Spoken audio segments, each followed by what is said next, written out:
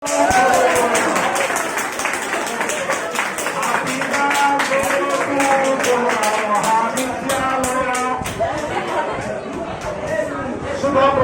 দিবস প্রধান মহাবিদ্যালয়ে পালন করতে যাচ্ছি।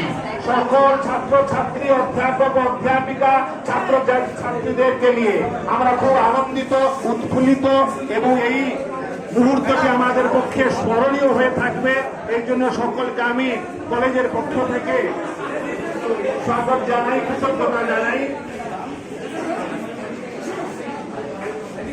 2005 সাল সেপ্টেম্বর 19 তারিখে এই কলেজটি প্রতিষ্ঠিত হয়েছে।